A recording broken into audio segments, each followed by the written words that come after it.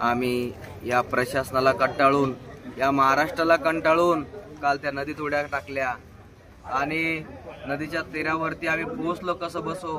काल रात्रीपासून काल दिवसभर आम्ही त्या ठिकाणी बसलो, आमच्या अंगात ताकद नव्हती। त्या ठिकाणी कसं बसत झोपलो आम्ही, उसामध्ये कपाशीमध्ये फिरलो। आमचा अवयव बघा, हे बघा, पाय बघा आमचे, हे बघा। त्या ठिकाणी रात्र कशी वैऱ्याची गेली आम्हाला माहिती आहे, समोर उद्या। आणि वैऱ्याची जात असताना आम्ही सकाळी त्या ठिकाणी होडीवाल्यांनी आम्ही आवाज दिला, ते होडीवाले त्या ठिकाणी आले आणि त्या होडीवाल्यांनी 112 आणि 108ला फोन लावला।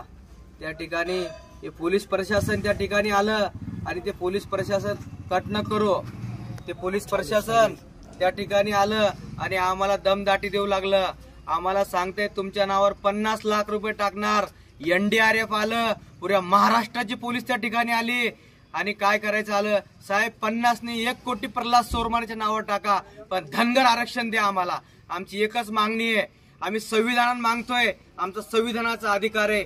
तुम्ही आमचा आवाज रोखू शकत नाही, आमचा आवाज दाबू शकत नाही। हे मीडियालाही सांगा, जोपर्यंत मीडिया येत नाही तोपर्यंत आम्ही ट्रीटमेंट घेत नाही। आम्ही उपोषण करते।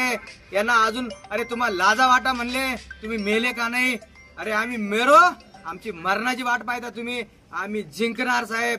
आम्हाला धनगर आरक्षण या ठिकाणी नाही भेटलं तर आम्ही जीवाच्या रणात तुमच्या समोर गळे कापून घेणार। हे प्रल्हाद सोरमारे स्टेटमेंट आहे।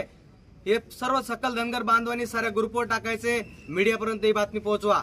आम्ही नेवासा या ठिकाणी सध्या उपचार घेणार नाहीये। सर्व धनगर बांधवांनी, सर्व आपले धनगर समाजाच्या नेत्यांना हे क्लिप पाठवा। जय मल्हार।